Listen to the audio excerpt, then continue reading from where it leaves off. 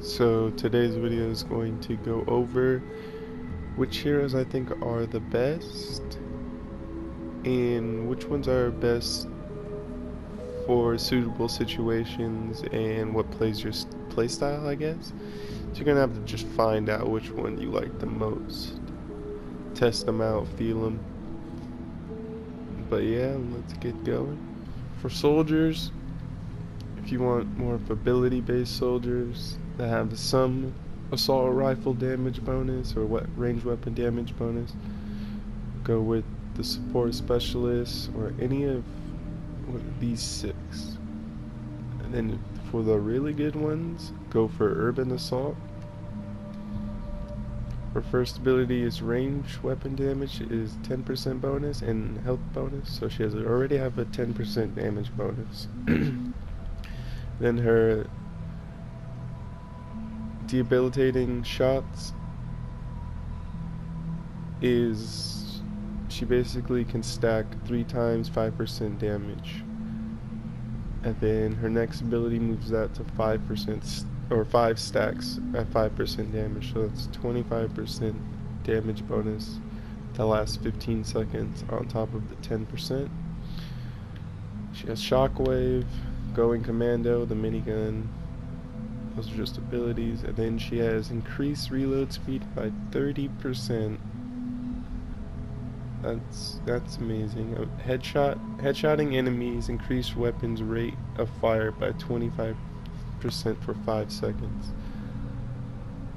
Okay, so she has 30% reload speed, 25% weapon rate of fire already, and then what's it? 35% damage. Next one is grenades. She just gets grenade. She also has, I skipped it, but she has steady aim, reduces the recoil by 29%. That's a lot. And then kneecapper is increase the effectiveness of debilitating shots, vulnerability stacks by 9%. So basically, this 5% is now 9%. So she gets a 45% damage buff on top of the 10%. It's 55%. And then her last ability is frag grenade. Is explosive leaves a residue of energy field doing 25% of initial grenade blast damage every 1 second over 10 seconds. Gosh, but her bonus is pretty good to increase headshot damage multiplier of range weapons by 13% when she's in the support squad.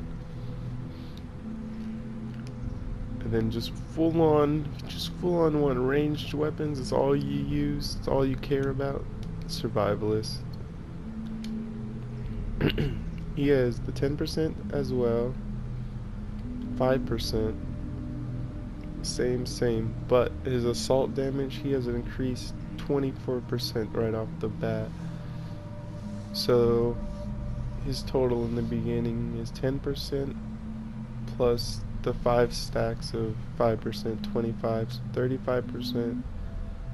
And then so he's at 59% with just his first 5 abilities, 59% damage buff. Grenades, no time to bleed, double the amount healed by survivalists when an enemy is killed. Do I go over that? Oh, I skipped that. Killing an enemy with a ranged weapon heals of a base of 5 health. So if you want to be in the fight, there you go. And then doubles it to 10 health. You get the 30% reload speed, 20% more health. So you got 30% health bonus already.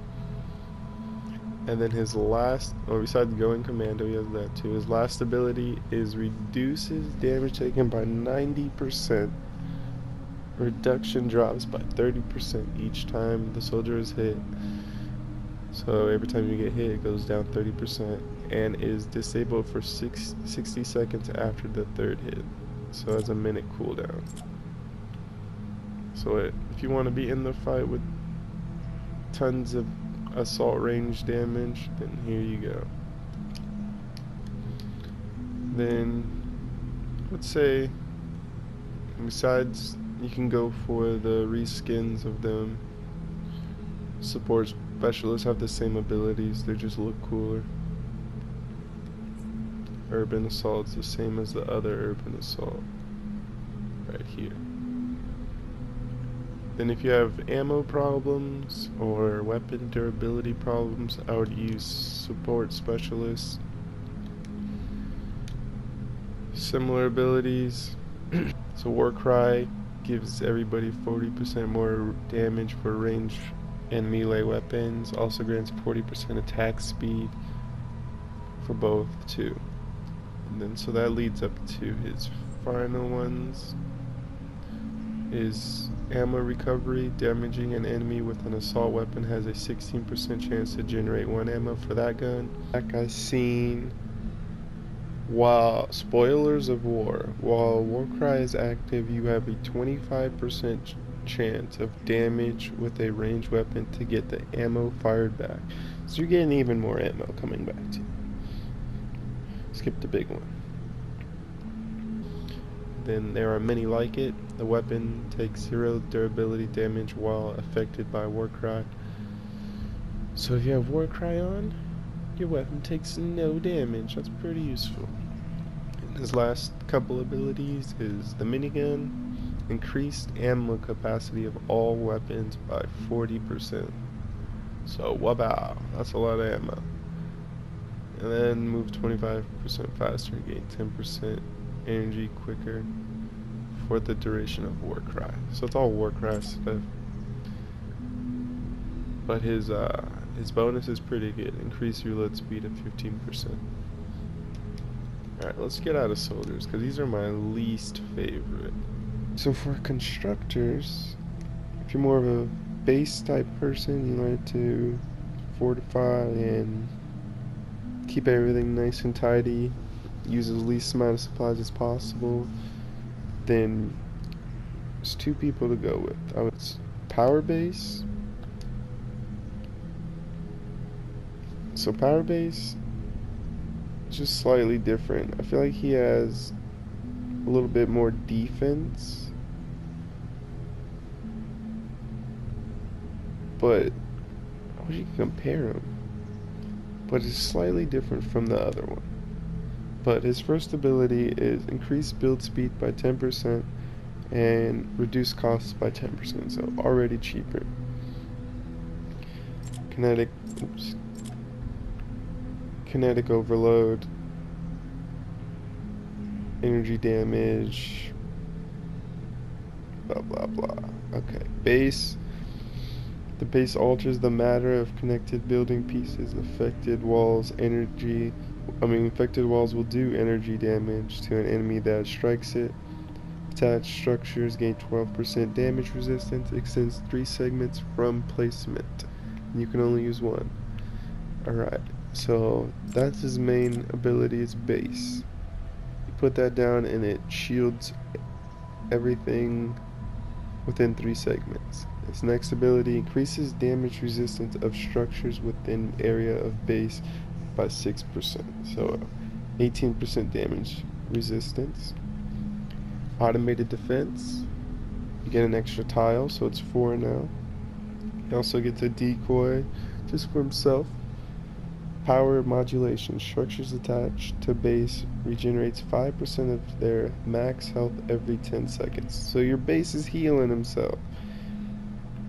And then you get a big brother, increase base connectivity by 1 building piece, so you get another tile, it's 5. Then he has fully contained, increase the damage reflected by base by 50%. That's increased, so wait, was it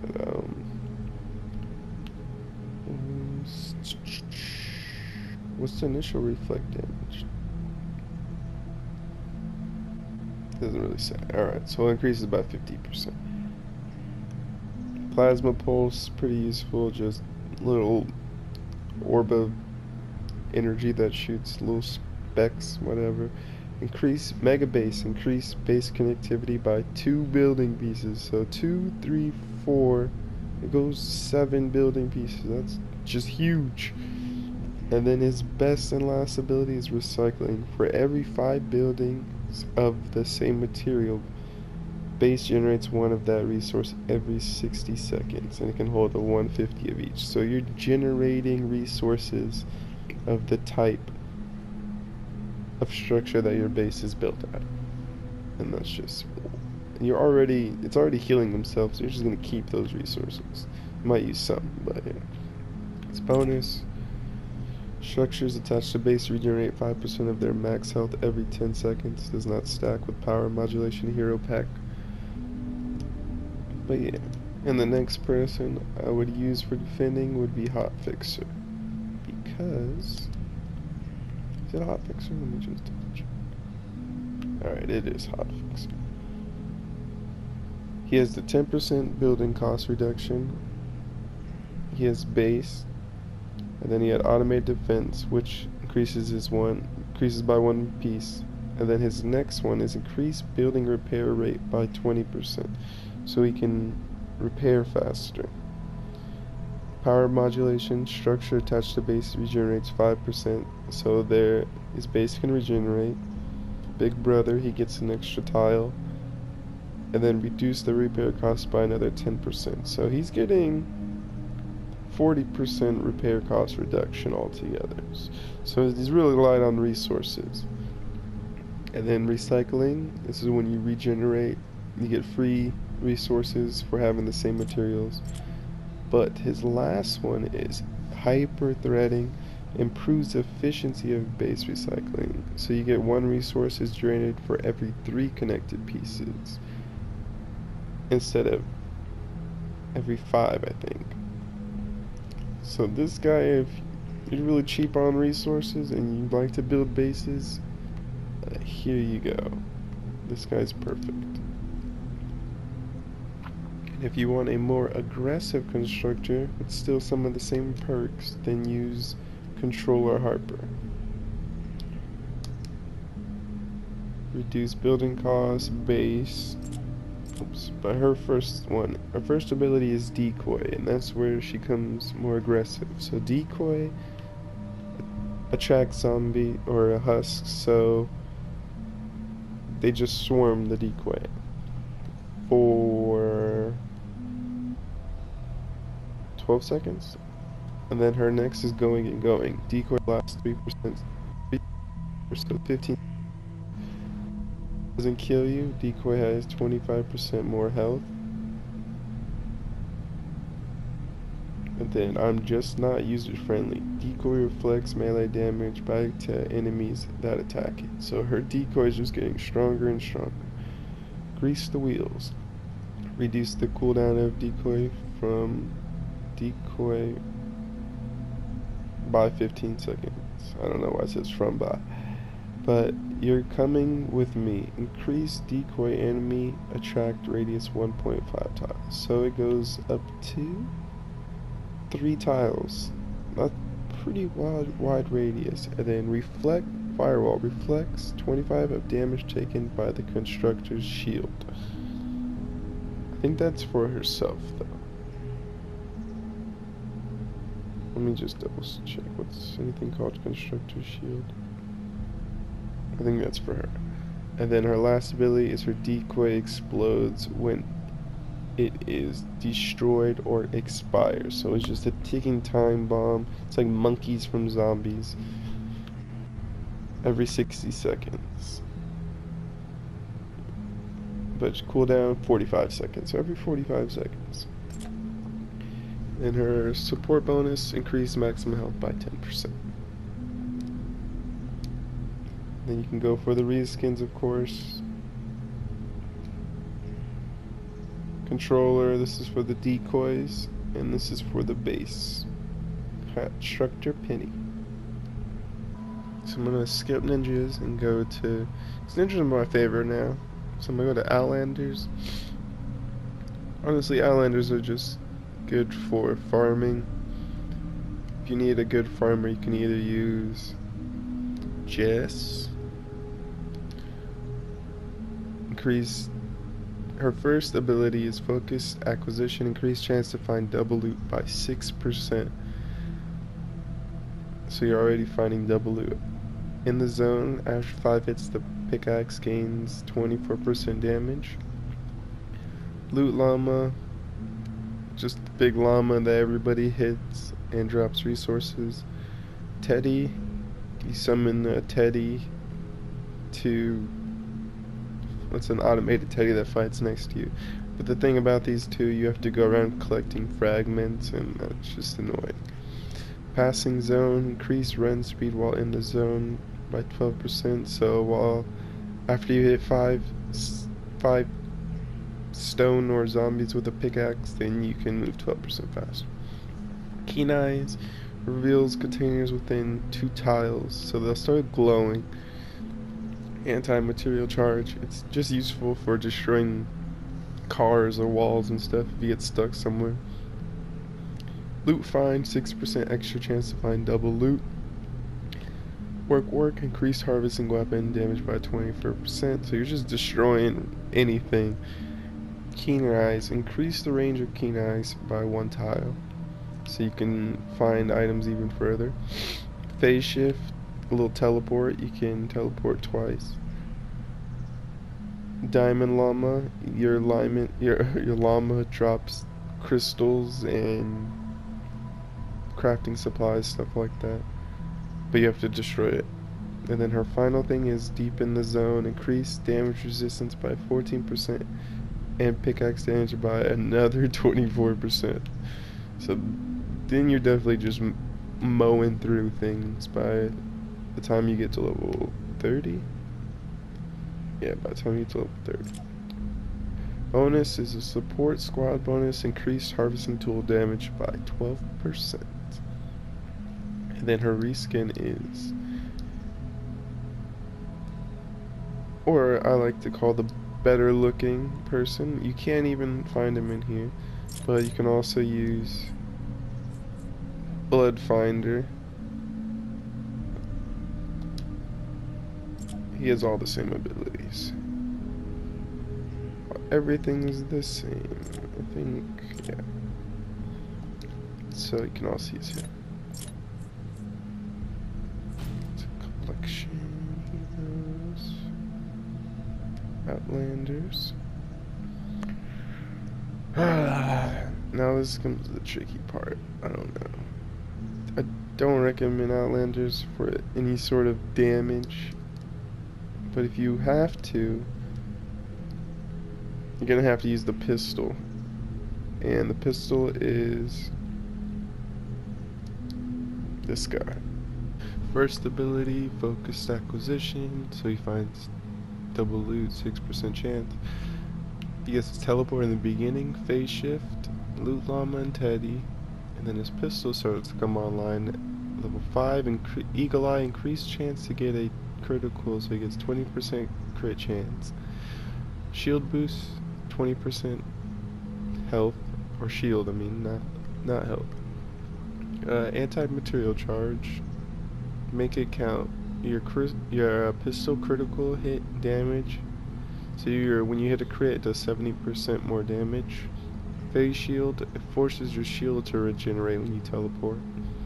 Hip shot increases your pistol damage by 24%. In the zone, same, it's way down here. 5 pickaxes, you get increased pickaxe damage. Unfazed, it cleanses everything. And then his final ability is Phased and Confused.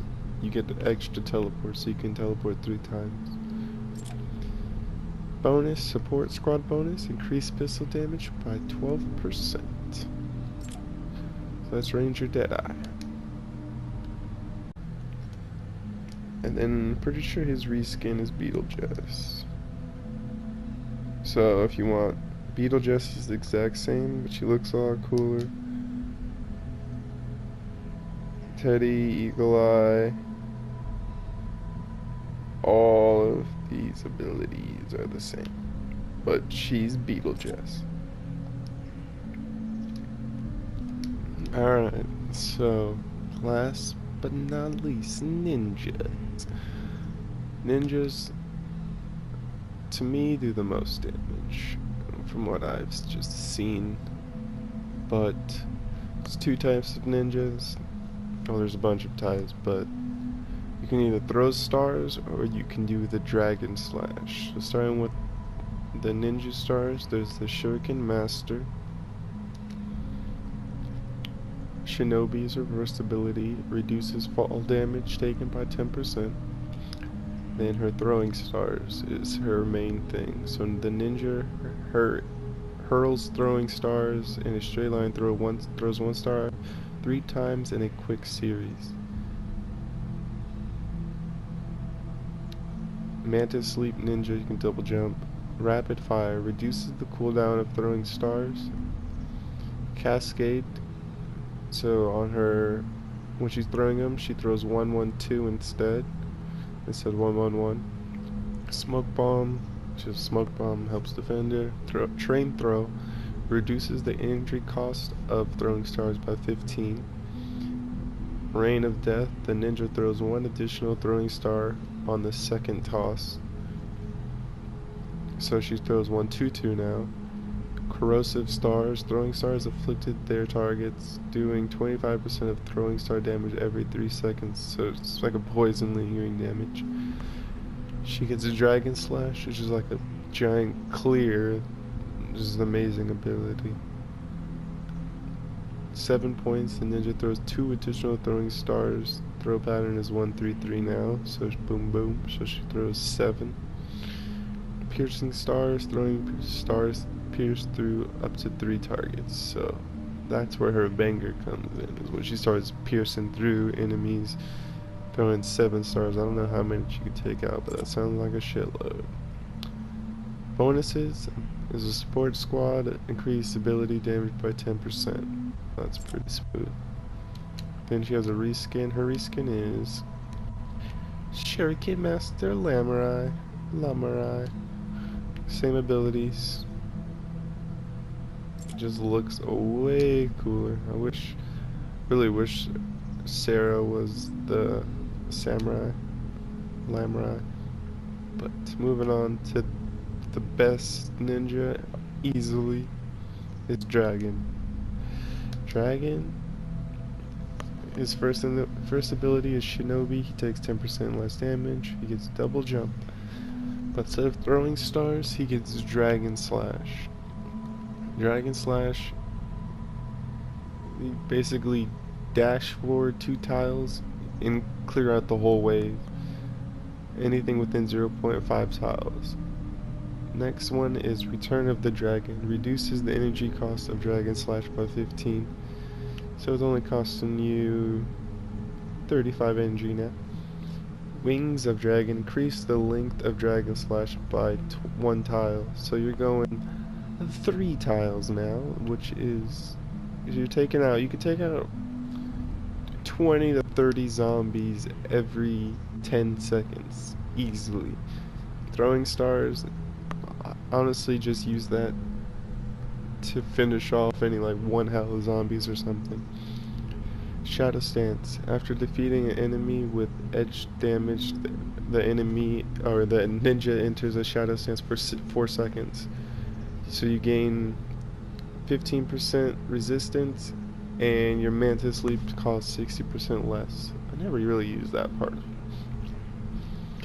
Shroud of Dragon. Your Dragon Slash now activates your Shadow Stance. Shadow Stance increases the damage resistance granted by Shadow Stance by 15%. So you get 30% damage resistance. Smoke Bomb. It's alright. It just a little cloud of smoke that damages enemies slightly over time.